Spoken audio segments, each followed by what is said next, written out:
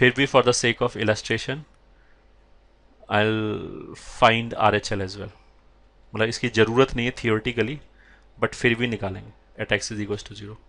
This is limit x is turning towards 0 plus 3 raised to power 1 by x minus 3 raised to power minus 1 by x upon 3 raised to power 1 by x plus 3 raised to power minus 1 by x. ये ठीक है. इस बार अगर x 0 plus को जा रहा है तो उसी तरीके से क्या होगा, अगर x 0 प्लस को जा रहा है तो 1 अपॉन एक्स कहाँ जाएगा, प्लस इन्फिनिटी को. तो 3 raise to power 1 upon x कहाँ जाएगा, प्लस इन्फिनिटी को. And 3 raise to power minus 1 upon x कहाँ जाएगा, 0 को. ऐसे जाएगा. मतलब इसका भी बिहेवियर एग्जैक्टली ऐसे ही है, बस में रोल इंटरचेंज हो गया. पहले वाले केस में तो क्या था कि जो माइनस वाला है वो इनफाइनाइट को जा रहा था और जो प्लस वाला है वो 0 को जा रहा था. इस बार उल्टा हो गया, क्योंकि इस बार एक्स खुद पॉजिटिव है. इस बार क्या हो रहा है कि ये इनफाइनाइट को जा रहा है और ये 0 को जा रहा है. तो लॉजिक तो सेम ही है.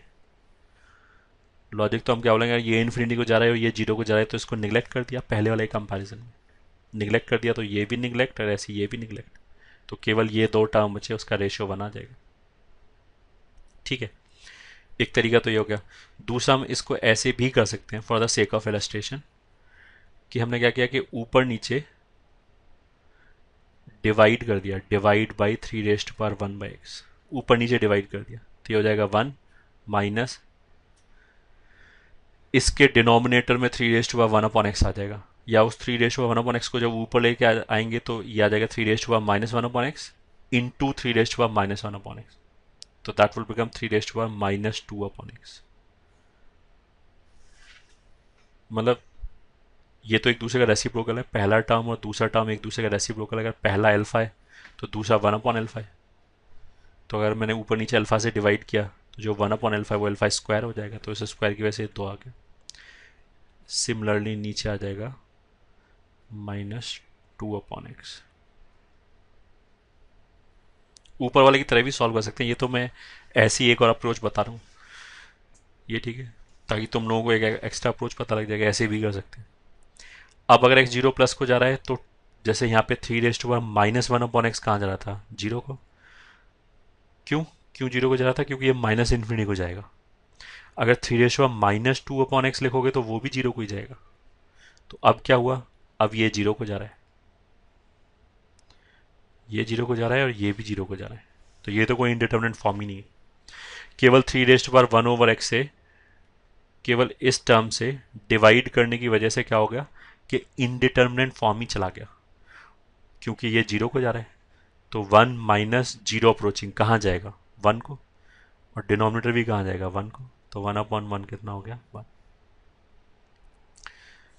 तो अभी जो हमने क्वेश्चन सॉल्व किया उसके हिसाब से F0 कितना आया, 0. ये ठीक है. RHL कितना आया, 1. LHL कितना आया, -1. ठीक है. तो इन तीनों को मिला के हम क्या बोल सकते हैं, function is discontinuous at x is equal to 0. Question में हमने शुरू में कुछ ऐसे बोला था कि पहले तो हमने ये आइडेंटिफाई किया कि कहाँ पे हमें शक हो रहा था. तो यहाँ पे हमने कुछ बोला था कि we need to check continuity at x is equal to 0 only.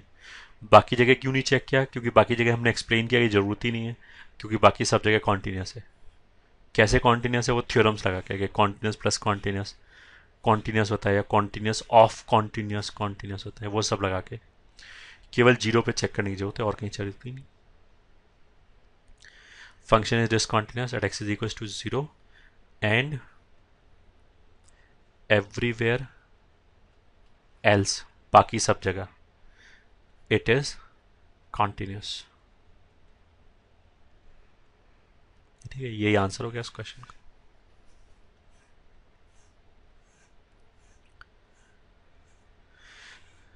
ठीक है.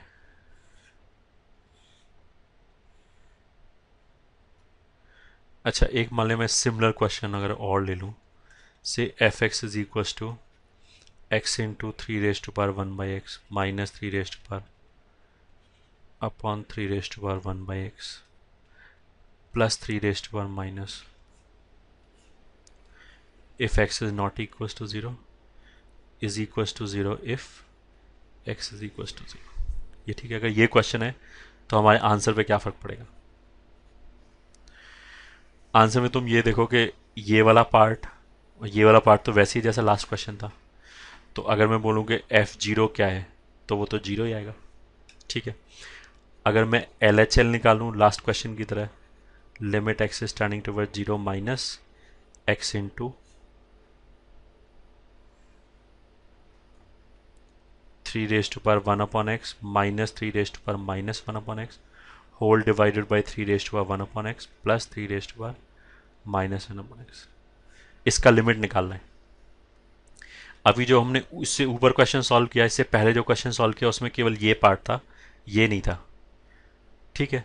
तो अगर मैं इस x को 1 मिनट के लिए भूल जाऊं तो ये कहाँ जा रहा था? LHL वाले केस में ये जा रहा था -1 को। ठीक है। मतलब देख लो तुम ऊपर जाके, यहाँ पे ये है LHL, ये वाला एक्सप्रेशन है। तो ये फाइनल आंसर कितना है? -1 को। -1 क्यों आया? क्योंकि ये -1 की तरफ जा रहा है। फाइनली इंडिटरमिनेट फॉर्म तो था इन्फिनिटी अपॉन इन्फिनिटी का, बट -1 की तरफ जा रहा है। तो इस वाले केस में भी ये x भले ही बाहर लिखा हो या ना लिखा हो, ये तो -1 की तरफ ही जा रहा है। और ये मेरे को पता है कि x अगर 0 को जा रहा है तो ये 0 की तरफ जा रहा है। अब 0 माइनस बोलो या +1 प्लस बोलो, उससे कोई फर्क नहीं पड़ता। तो ये नंबर 0 को जा रहा है और ये -1 को जा रहा है। तो ये प्रोडक्ट कहाँ जाएगा? 0 इंटू -1 कहाँ जाएगा? 0 को। तो इस बार तो LHL भी 0 आ गया। ये x, अगर मैंने क्वेश्चन में x एक्स्ट्रा लिख दिया, ये नया क्वेश्चन है, इसका पुराने क्वेश्चन से कोई मतलब नहीं। पुराने क्वेश्चन की हम केवल कैलकुलेशंस को यूज़ करें। RHL होगा तो limit x is turning toward 0 plus x into, फिर वही, ये तो वही फंक्शन है। इस 3 में कोई स्पेशलिटी नहीं। अगर मैं 3 सब जितनी भी जगह 3 3 3 3 लिखा है, अगर मैं उसकी जगह 5 5 5 5 भी लिख दूं तो भी लॉजिक तो वही रहेगा, तो भी आंसर इतना ही आएगा। ये ठीक है। ये हो गया ये वाला क्वेश्चन। इस वाले केस में वापस ये लास्ट वाले क्वेश्चन से ये कहाँ जा रहा था? 1 की तरफ। ये कहाँ जा रहा है? 0 की तरफ। तो इन दोनों का प्रोडक्ट कहाँ जाएगा? 0 की तरफ। तो इस वाले क्वेश्चन में क्या हो गया? इस वाले क्वेश्चन में RHL भी 0, ठीक है, LHL भी 0 और ये फंक्शन का वैल्यू भी 0। तो अगर मान लें क्वेश्चन ये है जिसमें हमने ये एक्स्ट्रा लिख दिया, उसकी वजह से बाई चांस क्या हो गया कि ये पूरा फंक्शन कॉन्टिन्यूस बन गया। ठीक है। तो ये क्या हो गया? ऊपर वाले क्वेश्चन की तरह जैसे 0 पे डेफिनेशन चेंज हो रहा है, तो इसलिए हमें 0 पे चेक करने की जरूरत है और कहीं चेक करने की जरूरत ही नहीं है। क्यों नहीं जरूरत है? क्योंकि वो हमने बहुत सारी चीज़ बोली थी, ऐसे नहीं। हमने ये नहीं बोला कि केवल 0 पे चेंज हुआ है इसलिए 0 पे ही चेक करेंगे और कहीं नहीं। उससे पहले हमने बाकी सब भी एनालिसिस किया था कि अगर 0 नहीं है और कहीं पे भी है तो 1/x कॉन्टीन्यूस होगा। 3 की पावर में कुछ भी लिखो, अगर वो कॉन्टीन्यूस है तो 3 को कोई दिक्कत नहीं, वो भी कॉन्टीन्यूस ही होगा। तो 3 1/x भी कॉन्टीन्यूस होगा। नीचे ये प्लस है तो ये कभी 0 नहीं हो सकता। ये सब हम ऊपर वाले क्वेश्चन के एनालिसिस में ऑलरेडी बोल चुके हैं। वो यहाँ पे भी बोल दिया, मतलब वो बोलने के बाद ही हम ये बोल रहे हैं कि और कहीं चेक करने की जरूरत नहीं क्योंकि कॉन्टीन्यूस है और 0 पे भी कॉन्टीन्यूस है। तो function is continuous in R। बाकी सब जगह तो जो थ्योरम वगैरह था वो लगा के कॉन्टीन्यूस है, 0 पे चेक करने के बाद पता लगा कि कॉन्टीन्यूस है। तो सभी जगह कॉन्टीन्यूस है, सभी जगह कॉन्टीन्यूस मतलब R में कॉन्टीन्यूस है। ठीक है।